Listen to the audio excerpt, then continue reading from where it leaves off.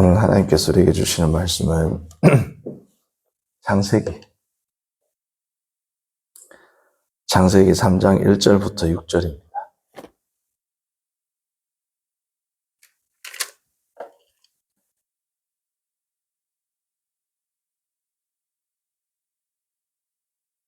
창세기 3장 1절부터 6절 말씀. 6절은 합독합니다. 그런데 뱀은 여호와 하나님이 씌우신 들짐승 중에 가장 간교하니라. 뱀이 여자에게 물어 이르되 하나님이 참으로 너희에게 동산 모든 나무의 열매를 먹지 말라 하시더냐. 여자가 뱀에게 말하되 동산 나무의 열매를 우리가 먹을 수 있으나 동산 중앙에 있는 나무의 열매는 하나님의 말씀이 너희는 먹지도 말고 만지지도 말라. 너희가 죽을까 하노라 하셨느니라. 뱀이 여자에게 이르되 너희가 결코 죽지 아니하리라. 너희가 그것을 먹는 날에는 너희 눈이 밝아져 하나님과 같이 되어 선악을 알 줄 하나님이 아심이니라.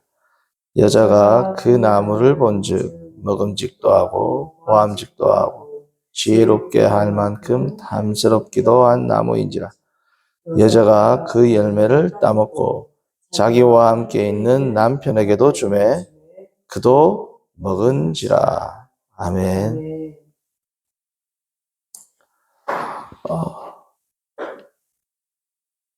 어제 우리가 이제 죄가 인간에게 미친 4가지 결과에 대해서 살펴봤습니다.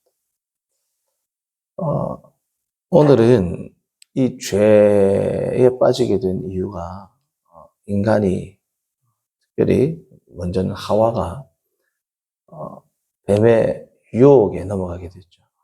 그러니까 유혹하는 자인 뱀에게 넘어가게 되어서 결국은 하나님을 대적하는 죄를 범하게 되었지 않습니까? 그래서 오늘의 제목은 유혹을 이기는 3가지 단계입니다. 유혹을 이기는. 우리로 하여금 죄를 짓게 만드는 이 유혹을 이기는 3가지 단계 혹은 이 방법에 대해서 살펴보겠습니다. 먼저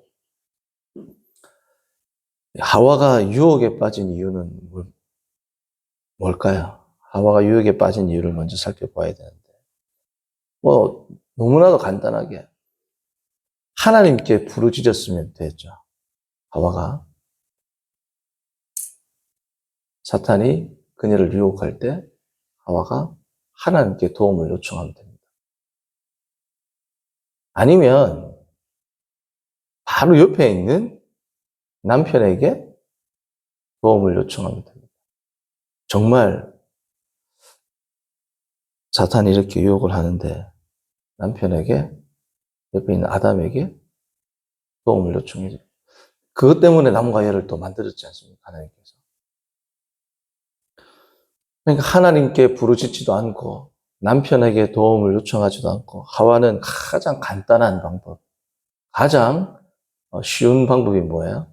자기 앞에 있는, 자기 눈에 지금 보이는 그 뱀에게 더 가까이 다가가고 뱀의 말에 더 귀를 기울이고 그렇게 해서 결국은 어떻게 된 겁니까?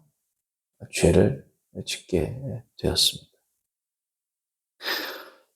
자, 유혹은 이렇게 들어오게 되었고 이 유혹으로부터 벗어나지 않고 유혹에 더 가까이 다가가는 것을 통해 결국은 유혹에 빠지게 되었고 죄에 빠지게 되었죠. 자, 그러면 유혹은 어떤 특징이 있냐? 첫 번째는 유혹에 빠진 이유에 대해서 살펴봤습니다. 하나님을 의지 안 하기 때문에.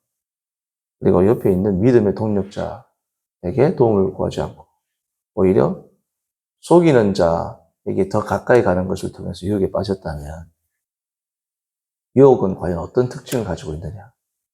그것을 우리가 살펴봐야 되죠. 유혹의 특징은 여러 가지가 있지만 딱 하나를 들자면 이렇습니다. 2장 9절을 볼까요? 2장 9절. 유혹의 특징. 자, 9절을 보시면 이렇게 되어 있습니다. 여호와 하나님이 그 땅에서 보기에 아름답고 먹기에 좋은 나무가 나게 하시니 동산 가운데에는 생명나무와 선악을 알게 하는 나무도 있더라. 이렇게 되어 있죠. 구절은 우리 한글에는 강조가 안 돼 있지만 여호와 하나님이 그 땅에서 보시기에 아름답고 먹기에 좋은 모든 나무입니다. 한두 개가 아니고 에덴 동산에 창조한 모든 나무가 어떤 나무다? 보기에도 좋고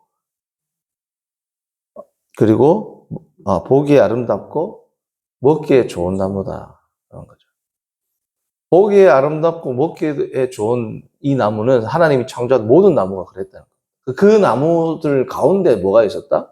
생명나무와 선악을 알게 하는 나무가 있었다. 자, 그 말은 선악을 알게 하는 나무도 보기에 좋고 보기에 아름답고 먹기에 좋은 나무란 말이죠. 이게 유혹의 특징입니다. 보기에 아름답고 먹기에 좋으니까 유혹이 될까요, 안 될까요? 하나도 안 먹고 싶은 거, 흉악스러운 거, 사탄이 먹으라고 먹겠습니까? 성도님들, 전혀 성도님에게 고통을 주는 어떤 것을 해라 하면 하겠습니까? 안 한단 말이죠. 유혹이 된다는 것은 특징이 뭐예요? 우리의 감각을 자극한다. 유혹의 특징.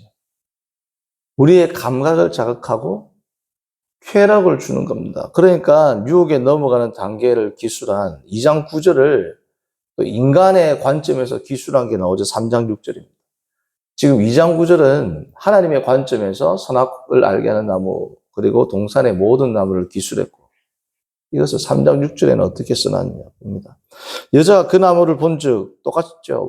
어떻다? 먹음직하고 보암직하고 지혜롭게 할 만큼 탐스럽다. 그 나무의 특징은 죄로 왜곡되었기 때문에 먹음직하고 보암직한 게 아니라 원래 뭐예요? 먹음직하고 보암직하게 만들어 놨습니다. 근데 이게 죄가 들어오니까 어떻게 됩니까? 인간에게 더 달콤한 유혹으로 주어지게 된단 말이에요. 하나님이 만드신 이 모든 자연 만물이 사탄이 우리가 죄가 들어오기 전에도 인류의 죄가 들어오기 전에도 사탄이 유혹할 수 있는 소재로 삼았다라는 것은 오늘날에는 더 유혹의 소재로 삼기 쉽죠.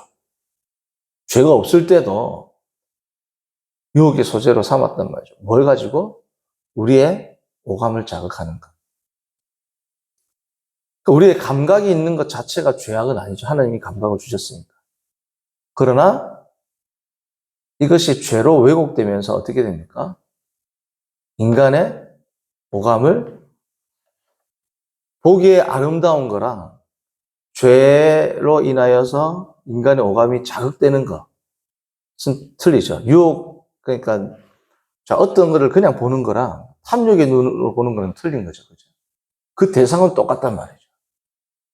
자, 이것을 창세기 2장 9절과 창세기 3장 6절은 극명하게 대립을 시켜줍니다. 자, 제가 이거 2장 9절과 3장 6절을 원래 의미를 담아가지고 제가 한번 읽어드릴게요. 자, 2장 9절은 크게 네 부분으로 나뉘어져요. 3장 6절도 크게 네 부분으로 나뉘어집니다. 그걸 어떻게 알 수 있느냐? 지금 오늘날 우리가 보고 있는 히브리어 성경은 마소라 학파들이 그들의 히브리어 성경들을 계속해서 전승으로부터 전해져 내려오는 히브리어 성경을 기록한 겁니다. 모사본은 레닌그라드 사본이 기본으로 되어 있지만 이 레닌그라드 사본의 위로부터 추적해서 올라가면 아마도 바벨론으로 많은 다니엘을 비롯한 많은 하나님의 위대한 종들 그리고 똑똑한 사람들은 다 어디로 데리고 가요? 바벨론에서 조금 별 볼 일 없는 사람들은 예루살렘에 남겨놓고 정말 똑똑한 사람들은 어디로 데리고 갑니까? 바벨론으로 다 포로로 데려가거든요. 그러니까 바벨론으로 갈 때 뭐도 들고 갔겠어요? 율법서, 성경을 들고 갔겠죠? 바벨론으로 잡혀가면서 들고 간 성경이 오늘날 히브리 성경의 모태가 되는 겁니다. 그 성경을 계속해서 이제 어떻게 전달하겠죠. 예레미야 선지자는 그의 성경을 바룩이 또 필사를 하고 예레미야 선지자를 비롯한 또 포로된 사람들도 어디로 끌려갔을까요? 이제 끌려간 게 도망가지, 애굽으로. 그 애굽으로 도망간 사람들로부터 나온 게 결국 애굽으로 도망갈 때는 그게 히브리 성경이었을 거란 말이죠. 그죠? 그게 지금 나온 70인역의 또 모태가 되는 거예요. 그 예루살렘에 남아있는 사람들도 또 성경을 가지고 있었겠죠. 그 사람들의 성경은 원래는 발견되지 않았지만 1940년 중반에 뭐가 발견됩니까? 쿰란 동굴에서 쿰란 사본이 발견되죠. 쿰란 사본을 딱 펼쳐서 보니까 너무 바벨론에 갔을 때 그 히브리어 성경과 70인역의 모태가 되는 애굽으로 갔을 때 그 성경과 예루살렘에 남아있는 성경과 전혀 다른 각지에서 성경을 쫙 필사를 했는데 엄청 비슷할까요? 안 비슷할까요? 어마어마하게 비슷하단 말이에요. 지금도 우리가 어떤 성경을 필사하면 똑같은 한글 성경으로 예를 들어서 100명이 씁니다. 다 똑같을까요? 조금씩 틀릴까요? 틀립니다. 사람이 실수하기 때문에. 성도님들 성경을 예를 들면 뭐 한두 장이 아니고 뭐 거의 창세기부터 예를 들면 구약 전체 예를 들어서 말라기 구약 전체 필사한 분들 계시죠. 열심히 노력을 해도 나중에 진짜 인쇄된 성경하고 대조해 보면 틀린 게 나옵니다. 신기하죠. 안 틀리려고 해도.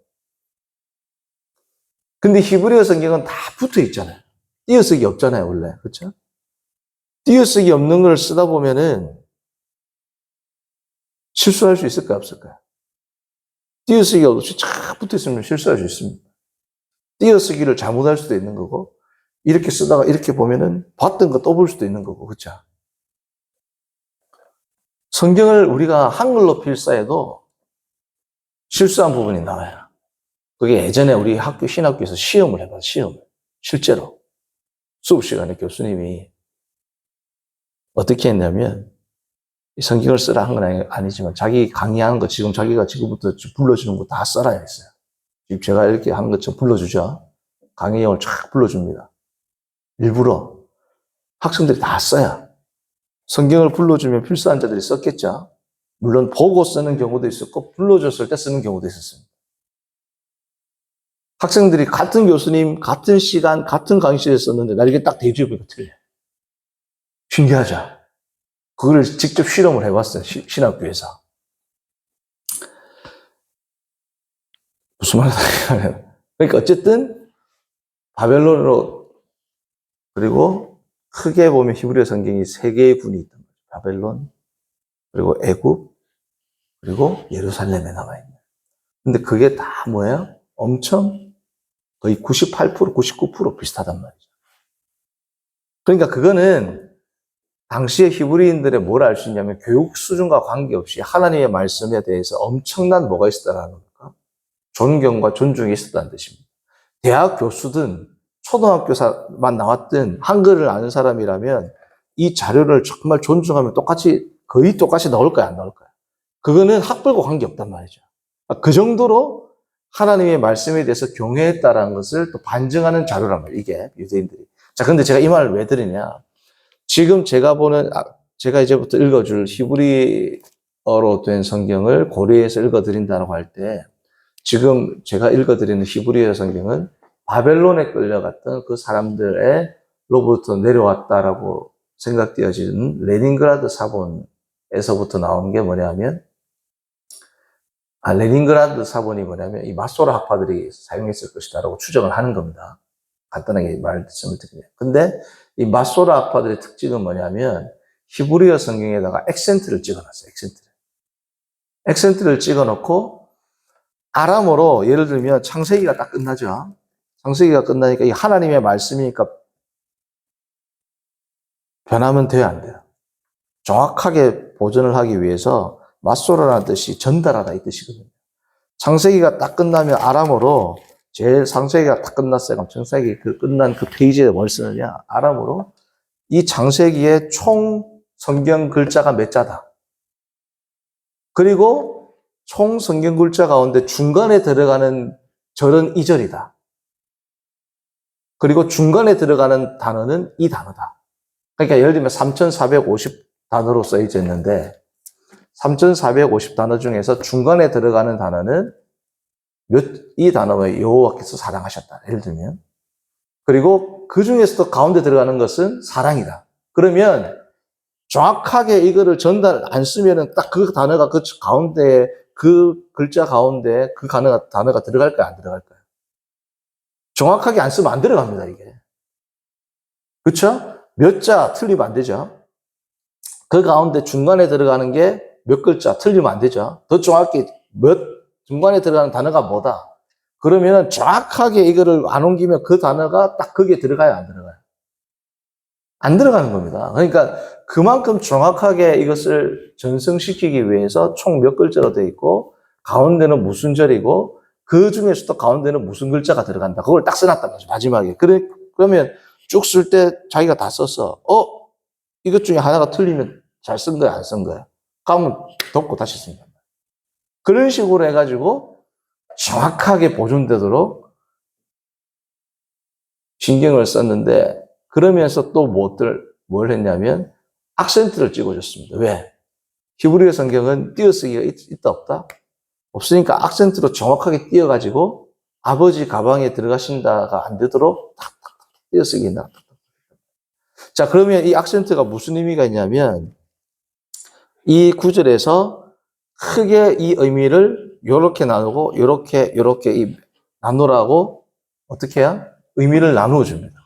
자, 그래서 창세기 2장 9절은 네 덩어리로 나눠져요. 이건 제가 나누는 게 아니라 그냥 뭘 통해서 악센트를 보면 딱 그렇게 이 의미로 읽으라고 딱 마소라 학자들이 써놓은 겁니다. 2장 9절은 뭐라고요? 네 덩어리입니다. 3장 6절도 몇 덩어리야? 네 덩어리. 기본적으로 네 덩어리로 나눠야 모든 이 히브리어 성경 구절들은. 자, 그러면 2장 9절부터 읽어봅니다. 첫 번째 덩어리가 뭐냐? 여호와 하나님께서 만드셨습니다. 그 땅으로부터. 2장 9절이 그렇게 되는 거예요. 첫 번째 덩어리가. 두 번째 덩어리. 첫 번째가 뭐라고요? 여호와 하나님께서 만드셨습니다. 여기 어떻게? 나게 하셨습니다. 우리로 말하면 2장 9절에 먹기에 좋은 나무가 나게 하시 나오잖아요. 이게 첫 번째 덩어리, 첫 번째 부분입니다. 여호와 하나님께서 땅으로부터 나게 하셨습니다. 두 번째 덩어리. 모든 나무들인데 보기에 아름다운. 두 번째 덩어리가 뭐라고요? 모든 나무인데 보기에 아름다운. 두 번째가 보기에 아름다운 나무를 만들었습니다. 세 번째는 뭐냐 하면 먹기에 좋은 나무를 만들었습니다. 이게 뭐냐 하면 잠깐만요. 오케이.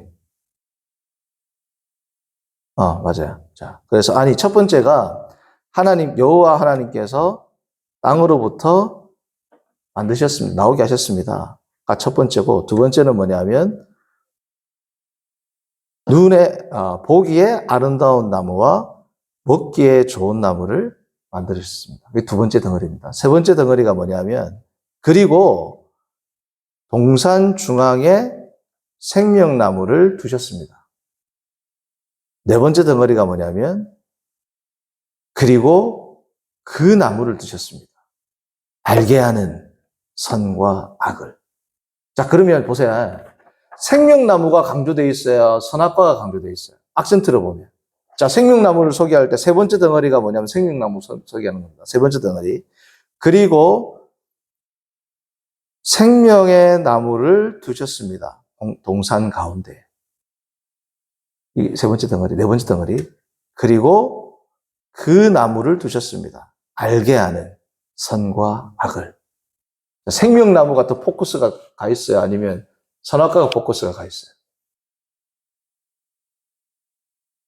다시 한번 읽어볼게요. 다시 한번 읽어볼게요. 앉아서 봐봐요. 생명나무가 동산 중앙에 있었습니다. 그리고 그 나무가 있었습니다. 알게 하는 선과 악을.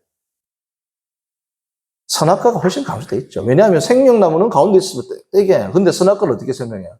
그 나무가 알게 하는 선과 악을 하나씩 다 뗀단 말이죠. 악센트를 생명나무는 생명나무가 동산에 있었습니다. 딱 두 부분으로 나눠요. 안에서. 선악과는 그 나무가 있었습니다. 알게 하는 선과 악을 다 뗀단 말이죠. 이게 악센트를. 그러니까 이렇게 다 뭐 어쨌든 그렇습니다. 자, 그런데 그러니까 이 구조를 보면 하나님께서 선과 악을 아는 나무를 지금 이 악센트를 보면 2장 9절에서 더 강조하고 있다는 건 뭐예요? 이 생명나무, 인간의 생명은 결국은 뭐하고 지금 관계된 거예요? 선악과를 따먹느냐 안 따먹느냐하고 엄청나게 이게 뭐야? 선악과를 따먹고 안 따먹고가 중요하단 말이죠. 그러니까 제일 마지막에 선악을 알게 한 나무가 있었습니다. 그 나무를 생명을 주는 동산 중앙에 앉아놨단 말이죠. 동산 중앙에 생명나무가 있었습니다. 그리고 그 나무가 있었는데 알게 하는 겁니다. 뭐를? 선과 악을. 그걸 뒤에 두면서 악센트도 다 하나씩 다 떼놓는단 말이죠. 뭐라고요? 생명나무를 따먹는다라고 상징되는 이 생명은 뭐하고 관계되어 있다? 선악과를 따먹느냐 안 따먹느냐하고 엄청나게 크게 관계가 있다는 겁니다. 자, 그런데 2장 9절에서는 자, 일단 한글로 보세요. 여호와 하나님이 그 땅에서 보기에 아름답고 먹기에 좋은 나무 이렇게 나오죠. 3장 6절은 어떻게 나와요? 여자가 그 나무를 본즉 똑같은데 순서가 틀립니다. 9절은 보기에 아름답고 먹기에 좋죠. 3장 6절에는 뭐예요? 먹기에, 그러니까 쉽게 말하면 먹기에 아름답고, 그리고 뭐예요? 보기에도, 이게 원래 좀 같은, 그러니까 원래는 보기에 좋은 건 나오고, 그래, 먹기에 좋은 건 나오죠. 아름답다, 좋다 하면 좀 헷갈리니까, 보기에 좋고, 먹기에 좋다. 이게 첫 순서입니다. 두 번째는 뭐라고요? 먹기에 좋고, 보기에 좋다. 순서가 어떻게 돼요? 바뀌었죠. 그래서 이게 원래로 보면은 이것을 수식하는 아름답다, 좋다라는 단어가 같은 걸 써놨습니다. 같은 걸. 아름답다, 좋다라는 것을 같은 단어를 지금 써놨는데 뭐가 바뀌었다? 순서가 바뀌었다. 순서가 바뀌었다는 건 뭘 상징할까요? 하나님의 창조 질서가 바뀌었다라는 거예요. 보기에는 똑같은데 선악과 생명나무가 똑같은 존재입니다. 근데 뭐가 바뀐 거예요? 창조 질서가 바뀐 겁니다. 어떻게 바뀌어서? 사람의 마음이, 사람의 시각이 바뀌었다. 그게 단적으로 보여주는 게 어디에 나오냐면 이 암시가 2장 4절에 나와요. 2장 4절. 2장 3절까지가 한 단위고 2장 4절부터 다시 시작되는 거죠. 천지 창조에 대한 내용이. 자, 봅니다. 이것이 천지가 창조될 때 뭐에 하늘과 땅의 내력이니. 앞에도 천지죠. 하늘과 땅. 뒤에도 하늘과 땅이죠. 자, 근데 하반절은 어떻게 돼요? 여호와 하나님이 뭐야? 땅과 하늘. 그러니까 어떻게 됩니까? 앞에 거는 뭐예요? 하늘과 땅 나오다. 뒤에 뭐가 나요? 땅과 하늘이 나오죠. 이게 첫 번째 의도는 지금 땅에 집중한다. 이제 에덴 동산. 그러나 또 다른 이 암시는 뭐예요? 하늘과 땅이 땅과 하늘로 이제 바뀐단 말이에요. 하늘이 땅이 되고 땅이 하늘이 된다. 이 뜻입니다. 쉽게 말하면. 창조 질서가 뭐야? 전복되는 일이 이제 생길 겁니다. 이 뜻입니다.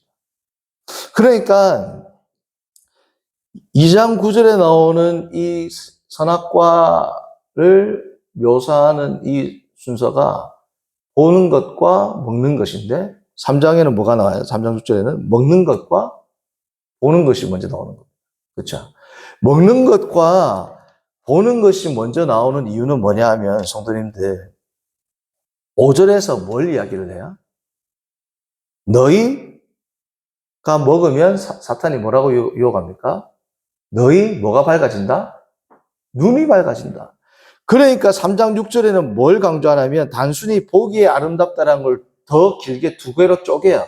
보기에 아름답다를 뭐라고 하냐면 보암직도 하고 보기에 아름답고 그러고 뭐라고요? 지혜롭게 할 만큼 탐스럽다. 이게 뭐냐면 보기에 아름답다라는 것을 쪼갠다면 두 개로 더 어떻게 극대화시키는 겁니다. 단순히 보기에 아름다운 게 아니라 어떻게 된다는 겁니까, 이제? 자, 그걸 어떻게 할 수 있냐면, 자, 보세요. 3장 5절에 뭘 씁니까? 너희 눈이 밝아진다 그랬죠. 3장 6절에도 보면은 보암직도 하고 이렇게 안 써놨습니다. 2장 9절에는 보암직도 하고, 네. 3장 6절에는 눈에 아름답게 했었습니다. 2장 9절은 보기에 아름답다 이렇게 써놨는데 히브리어로 보면 3장 6절은 뭐예요? 눈에 아름답다. 똑같은 뜻이죠. 근데 왜 눈을 썼을까요? 3장 5절에 눈을 썼거든, 사단이. 너희의 눈이 밝아진다 그러니까 보기에 아름답다라는 것을 모세가 의도적으로 지금 다시 말하면 시각이 바뀌었다는 걸 알려주기 위해서 너희의 눈이 밝아져서 하나님처럼 될까? 하나님께서 너희들이 먹지 말라 했다. 그러니까 하와가 유혹에 딱 넘어가니까 어떻게 된다? 눈에 아름답게 보인다. 자기 눈에. 자, 3장 9절을 제가 봅니다. 그녀가 보았습니다. 그 나무가 먹기에 좋은 것을. 그리고 눈에 아름다운 것을. 그리고 그 나무가 지혜롭게 할 만큼 탐스러운 것을 보았습니다. 그리고 그녀는 그것으로부터 따서 그것을 먹고 그녀와 함께 있는 남편에게 주자 그도 그것을 먹었습니다. 이게 끝이란 말이죠. 이게. 근데 그녀가 보았는데 그 나무는 먹기에도 좋고 지혜롭게 할 만큼 탐스럽고 눈에도 아름답다. 까지는 유혹에 넘어갈 때까지는 엄청 길게 썼어요? 안 썼어요? 썼죠. 근데 유혹에 딱 넘어가고 나서는 그녀가 따먹고 남편도 주고 남편도 따먹었습니다. 끝이란 말이죠. 유혹에 넘어가는 단계는 히브리어로 보면 쫙 길게 써놨습니다. 그런데 유혹에 넘어가가지고 먹는 것의 단계는 엄청나게 빨리 끝나요. 그녀가 따서 먹고 주니까 남편도 먹습니다. 땡입니다. 그 말은 뭐예요? 유혹의 과정이 지금 극대화시키고 설명을 하고 있다는 거죠. 그러니까 이 여자가 지금 유혹에 빠진 거는 뭐예요? 사탄의 이 말 때문입니다. 눈이 밝아진다. 눈이 밝아진다라는 건 무슨 뜻이에요? 하나님처럼 된다죠. 3장 5절 보세요. 3장 5절 보세요. 너희가 그것을 먹는 날에 너희 눈이 어떻게 돼? 밝아져. 어떻게 된다? 하나님같이 된다. 이게 이 여자아이가 온 뭐예요? 유혹입니다. 선악과를 항상 봤단 말이죠. 그러니까 맛있어 보이는 게 이 여자에게 유혹이 아니라 하나님처럼 되는 게 유혹입니다. 그러니까 눈에 보인다라는 것을 어떻게 해요? 맛있어 보인다라는 걸 길게 쓴 게 아니고 눈에 보이게 아름답다라는 걸 길게 썼습니다. 어떻게 해요? 보암직도 하고 지혜롭게 할 만큼 뭐라고요? 탐스러운 나무다. 눈에 아름답고 지혜롭게 할 만큼 뭐라고요? 탐스럽다. 지혜롭게 할 만큼 탐스럽다가 2장 9절에 나오는 먹기에 좋답니다. 먹기에 좋다는다. 보기에 아름답다. 보기에 아름답다라는 이 히브리어 단어랑 지혜롭게 할 만큼 뭐라고요? 탐스럽다라는 이 단어를 같은 단어를 쓴 거예요. 그러니까 하나님이 보실 때에는 보기에 좋게 아름답게 했는데 이 여인은 자기가 하나님처럼 되고 싶은 이 탐욕을 어떻게 자극하는 대상으로 뭐가 된 겁니까? 선악과 나무가 그녀에게 바뀌게 된 거예요. 선악과 나무는 똑같아요, 안 똑같아요? 똑같은 나무입니다. 뭐가 바뀐 거야? 이 여인의 하와의 시각이 바뀌었어요. 더 정확히는 뭐가 바뀐 거예요? 마음이 바뀐 거예요. 마음이 바뀌었으니까 먹기에 좋고 보기에 아름답다. 이게 어떻게 해요? 순서가 바뀌는 겁니다. 2장 9절과 3장 6절에 선악과를 묘사할 때 먹는 것과 보는 것의 순서가 어떻게 해요? 바뀐단 말이에요. 왜? 창조 질서가 바뀌었습니다. 그 창조 질서가 바뀌는 내용이 어디에서 일어난다? 인간의 마음속에서 뭐예요? 내면의 유혹이 자리 잡고 있는 방식으로 일어나니까 이 유혹에 빠질 때까지는 3장 9절에 어떻다고요? 3장 6절에 길게 썼는데 유혹에 딱 빠지자마자 행동으로 옮기는 단어는 어떻다고요? 되게 간결하게 끝납니다. 그녀가 따서 먹고 그녀와 함께 있는 남편에게 주니까 남편도 먹었다. 땡. 피리어드. 이 뜻이란 말이죠. 자, 그러니까 유혹의 특징은 뭐라고요? 달콤합니다. 감각적이고 또 어떻습니까? 창조 질서를 전복시킨다. 같은 존재인데 창조 질서를 어떻게 해요? 파괴시키고 전복시킨단 말이죠. 똑같은 존재를 어떻게 범죄자들은 어떤 눈으로 봅니까? 똑같이 좋은 물건이 있어야 죄를 안 지는 사람들은 참 물건 보기 좋네. 그런데 범죄자들은 똑같은 물건을 어떻게 봐요? 탐욕스러운 눈으로 쳐다보는 겁니다. 백화점에 있는 좋은 물건, 아름다운 물건 같은 존재예요. 근데 보는 뭐가 달라진 거예요? 마음이 달라졌단 말이에요. 그게 뭐라고요? 유혹의 특징입니다. 자, 세 번째로는 그럼 유혹에는 어떻게 빠지느냐? 유혹에 빠지는 단계는 뭐냐면 아까 제일 처음에 하와가 유혹에 빠진 이유를 보면 알아요. 어떻게 해서 유혹에 빠졌어요? 하나님께 달려가거나 아담에게 도움을 청해야 되는데 누구한테 더 가까이 갔다? 사탄의 말에 더 귀를 기울였다. 유혹은 여기서부터 시작. 1mm 나에게 유혹이 들어왔어요. 그럼 어떻게 해야 돼요? 하나님 도와주세요. 하고 하나님을 의지하든지 믿음의 동력자에게 내가 이런 부분이 있습니다라고 같이 나누고 도움을 구하고 함께 기도해야 되는데 유혹이 딱 들어온단 말이죠. 그러면 한번 해볼까? 이러면 어떻게 돼요? 그게 유혹의 첫 단계입니다. 한번 해볼까 하는 순간 어떻게 돼요? 넘어간단 말이에요. 그러니까 유혹의 첫 번째 단계는 뭐냐? 1mm 앞으로 조금만, 유혹 쪽으로 조금만 가는 것에서부터 뭐가 시작된다?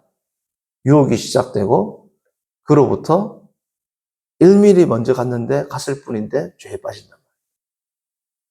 인터넷을 막 가다 보면 안 좋은 기사들이 탁 떠요.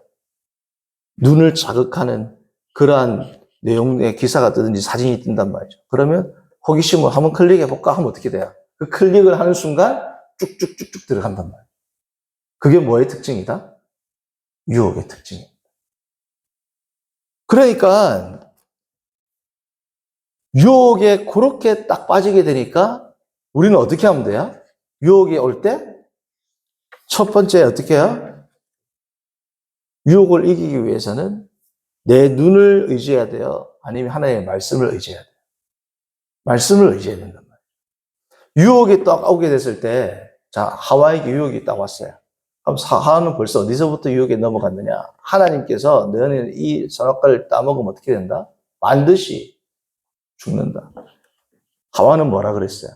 죽을 것 같다 그랬잖아요. 반드시 죽는 거하고 죽을지도 모른다는 같아요, 달라요? 그럼 하와는 벌써 어디서부터 넘어간 거야?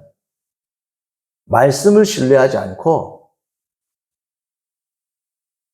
뭘 신뢰하기 시작한 겁니다. 자기의 경험을 신뢰하기 시작한 겁니다. 성도님과 하와가 죽음이란 거는 하나님한테 들어만 봤지 실제로 본 적이 있을까요? 없을까요? 죽음이라는 거는 그냥 단어로만 들어봤습니다. 하나님한테. 한 번도 본 적이 없단 말이죠. 그러니까 설마 죽겠나? 이 마음이 들어올까요? 안 들어올까요? 들어왔단 말이죠. 그러니까 유혹은 어디서부터 시작한다? 첫 번째는 1mm 더 가까이 가는 것에서 시작되고 뭘 의지하는 것으로부터 하나님의 말씀이 아니라 나의 경험을 의지하는 게 뭐다? 죄에 빠지는 단계란 말이죠. 자, 그러면 이 죄를 이기기 위해서는 어떻게 해야 된다는 거예요? 마지막. 죄를 이기기 위해서는 어떻게 해야 돼요? 유혹이 딱 왔을 때 어떻게 해야 된다는 거예요? 내 생각에, 이거는 괜찮지. 라고 생각하면 될까요? 안 될까요? 예를 들면, 나는 지금 성인인데 18세도 아닌데 성인인데 이런 것 좀 못 보나. 내가 어른인데. 라는 생각을 하면서 들어가면 어떻게 돼요? 쭉 들어간단 말이에요. 그러니까 처음에 자기의 경험을 의지해서 되는 게 아니고 뭘 의지해라? 말씀을. 뭐라고요? 음란한 마음으로 품고 보기만 해도 죄다. 그게 하나님의 기준입니다. 사회적 기준은 뭐예요? 이것은 19세 이상이면 볼 수 있습니다가 사회적 기준이라고.